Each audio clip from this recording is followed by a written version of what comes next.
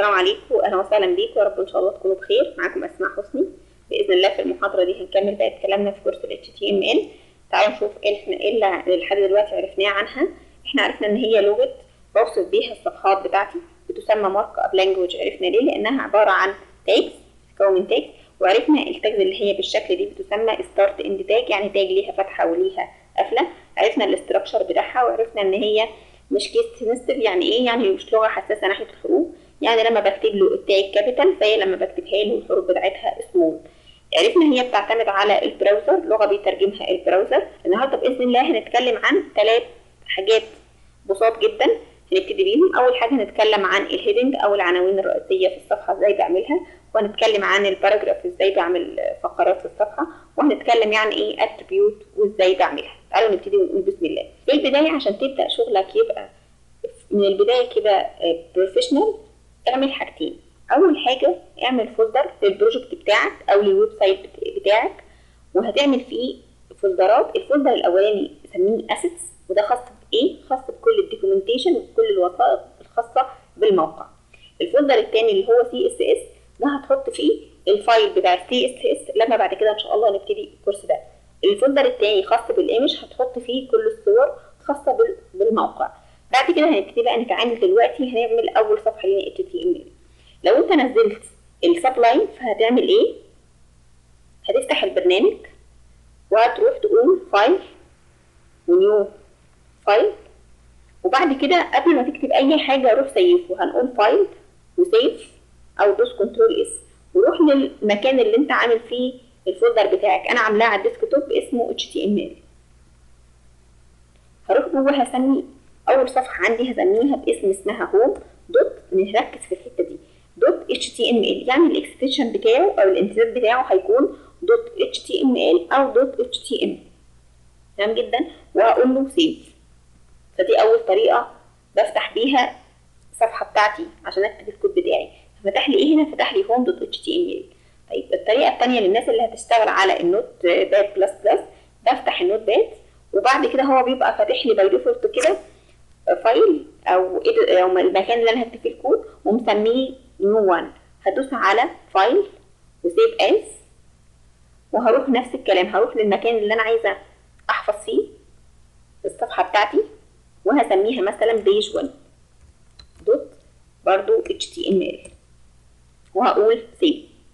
فانا كده عملت صفحتين، صفحه اسمها بيج 1 وصفحه اسمها هوم، دي عن طريق النوت باد بلس بلس، والتاني عن طريق السبلايم. فادي الصفحتين عندي. الناس اللي هتشتغل على الديكومنت تكست ديكومنت بتاع الويندوز، فهتروح هتدوس على نيو وتكست ديكومنت، وهتسميه مثلا بيج 2 دوت. هنغير دوت تكست دي هنخليها دوت HTML او HTML، وهندوس وهنقول له اكسشينج عشان يغيرها لي. فهو دلوقتي فاتح لي كل البرامج على السبلايم. لو انا عايزه اخليه يفتحها لي على النوت باد فبقول له اوبن ويز، وبخليها سواء نوت باد او بخليها نوت باد بلس بلس. تعالوا دلوقتي لو انا في السبلايم وعايزه اكتب الاستراكشر بتاع ال HTML، فهعمل ايه؟ اول حاجه هكتب له HTML، وبدوس على زرار التاب في الكيبورد اللي هو فوق زرار الكابس لوك او تحت زرار اللي هي الزال، بدوس على التاب. بيعمل لي ايه؟ بيعمل لي الاستراكشر بتاع اي صفحه ويب عندي. قلنا الاستراكشر عباره عن ايه؟ عباره ادي التاج الرئيسيه اللي هي HTML، وادي القفله بتاعتها تحت. جواها في تاجتين رئيسيتين، التاج الاولانيه اللي هي تاج الهيد، والتاجه الثانيه اللي هي البادي. تاجه الهيد فيها تاجه كمان اسمها تايتل. قلنا ما بين اي محتوى بكتبه ما بين الفتحه والقفله بتاع التاجه دي. فهنا عندي تاج التايتل ادي الفتحه وادي القفله بتاعتها. باجي بقى في هنا ما بين الفتحه والقفله وبكتب التايتل او العنوان بتاع الصفحه بتاعتي، هسميه هو. وانت شغال على طول دوس كنترول اس، دوس كنترول اس عشان تسيب الشغل بتاعك. في حاجه كمان، المحاضرات بتاعتي يعني امشي معاها واحده واحده ان شاء الله هتفهمك كويس جدا. بس حاول تحط فكره لويب سايت انت حابب تعمله او تعمل زيه، وابدا كل محاضره ابدا طبقه على الفكره اللي عندك دي لحد ان شاء الله ما في الاخر يبقى عندك ويب سايت كامل. كده نكمل. في تاجة التايتل رحنا حطينا ايه؟ حطينا اللي هيظهر كلمه هوم دي اللي هتظهر في كتايتل. طيب جوه بقى اي محتوى للصفحه بكتبه فين؟ بكتبه ما بين الفتحه والقفله بتاع تاجة البادي، بكتبه هنا. دلوقتي احنا قلنا هناخد حاجتين. الحاجه الاولانيه ازاي اعمل عنوان رئيسي.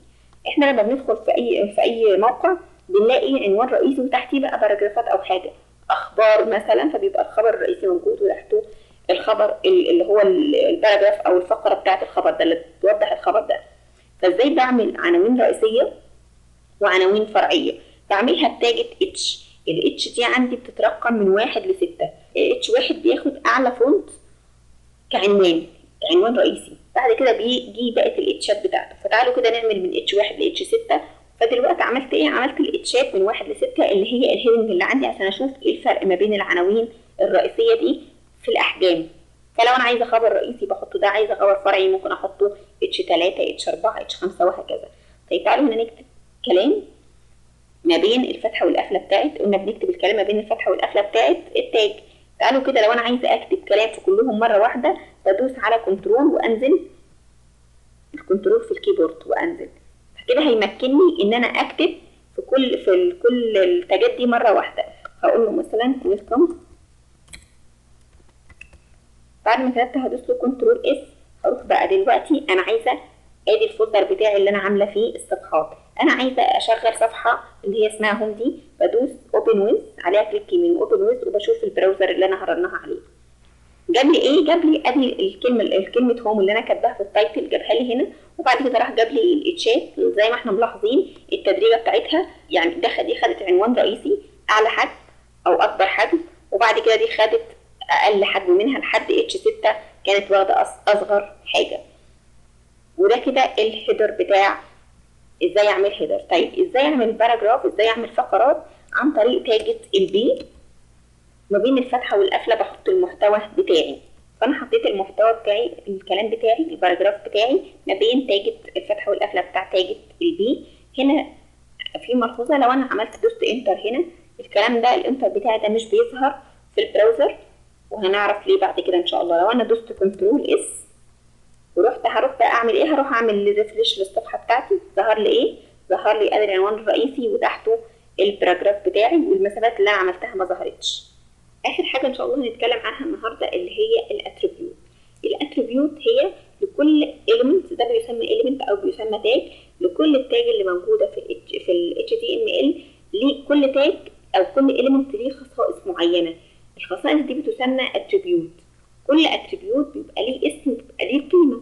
ازاي بكتبه؟ انا باجي جوه فتحه الاليمنت ده او فتحه التاج دي وبروح ادوس اكتب الاتريبيوت اللي انا عايزاه.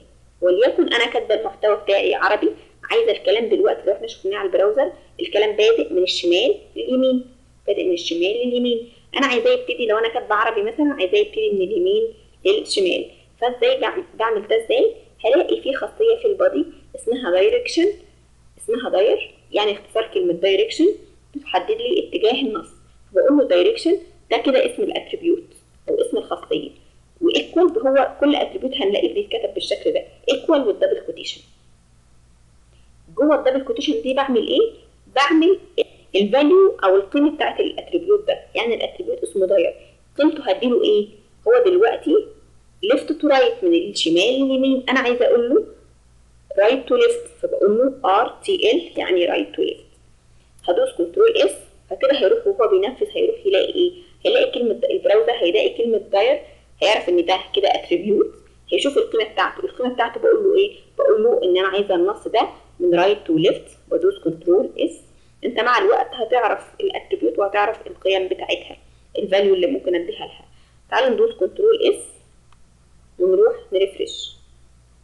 ايه اللي هيحصل؟ لاحظني ان الكلام بتاعي راح من اتجاه اليمين للشمال. تمام؟ فلو انت بتكتب عربي يعني هتبقى، لو انت بتكتب عربي هتلاقي الكلام جالك من اليمين للشمال. لو انت بتكتب انجليش يبقى هي هتسيبه من الشمال لليمين. ان شاء الله باذن الله بالمحاضره الجايه هنبدا نتعلم ازاي اضيف ايمج واتعامل مع الصور جوه الويب سايت بتاعي.